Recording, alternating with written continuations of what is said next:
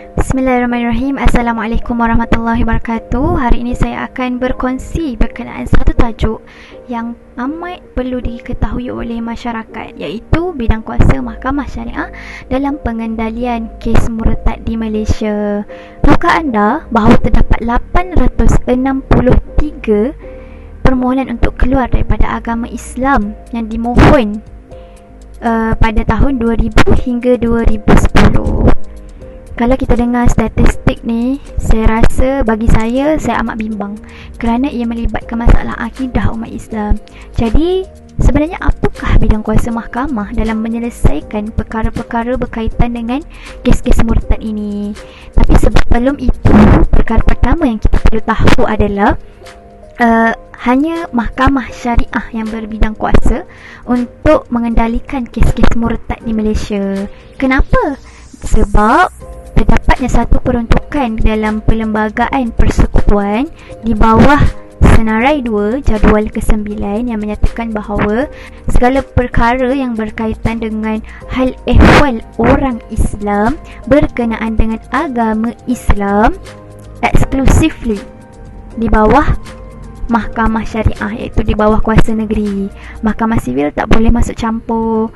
Berpandukan artikel iaitu perkara 121A Perlembagaan Persekutuan. Kalau kita pernah dengar kes Lina Joy, kes yang pernah meletup pada suatu ketika dulu lah. Kes Lina Joy melibatkan permohonannya untuk memadam perkataan Islam dalam pengenalannya. Namun beliau telah membuat satu permohonan di Mahkamah Sivil.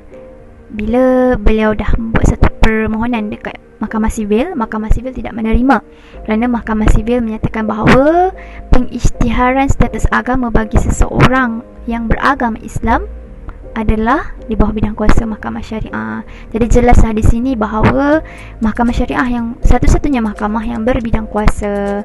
Jadi persoalan kedua, apakah sebenarnya cara Mahkamah Syariah ni mengendalikan ataupun menyelesaikan kes-kes murtad di Malaysia? Secara umumnya senang untuk kita faham.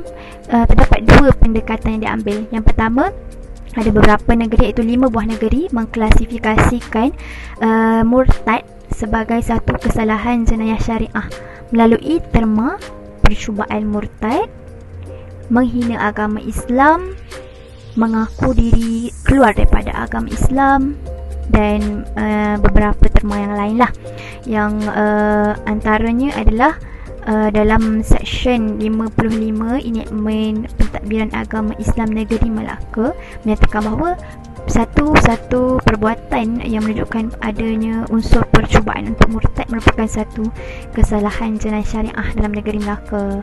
Dan negeri Melaka dan juga negeri Sabah di bawah Seksyen 55 menyatakan bahawa kesalahan murtad, menjadi murtad atau mengaku murtad merupakan satu bentuk perbuatan menghina agama Islam. Dan mengikut Seksyen 102 Enactment Majlis Agama Islam Negeri Kelantan menyatakan bahawa sesiapa yang mengaku beliau bukan Islam adalah merupakan satu kesalahan jenayah syariah. Jadi murtad diklasifikasikan sebagai jenayah syariah oleh beberapa negeri. Namun ada beberapa negeri, ada 10 negeri yang menggunakan atau menyelesaikan kes murtad ini melalui prosedur permohonan pengisytiharan status agama Islam. Jadi antara kes-kes yang pernah diluluskan oleh mahkamah adalah kes yang dinamakan sebagai Siti Fatimah binti Abdullah, Siti Fatimah Tan binti Abdullah. Beliau melawan Majlis Agama Islam Pulau Pinang, yang mana pada ketika itu Siti Fatimah Tan merupakan seorang berbangsa Cina. Beliau telah berkahwin dengan seorang yang beragama Islam, orang Iran beragama Islam.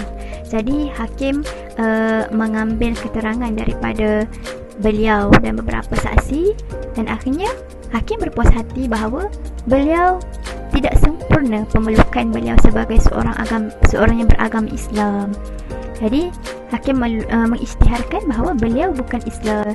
Jadi Mahkamah Syariah adalah satu-satunya quorum untuk seseorang itu membuat pengisytiharan sama ada beliau Islam ataupun tidak. Dan pihak mahkamah perlu jalankan amanah sebagai badan-badan yang mendengar permohonan ini. Jadi permohonan ini perlu didengar dengan adil. Setiap orang punya hak untuk memohon, dan mahkamah mempunyai kuasa untuk menentukan sama ada layak atau tidak untuk beliau atau pemohon tersebut keluar daripada agama Islam.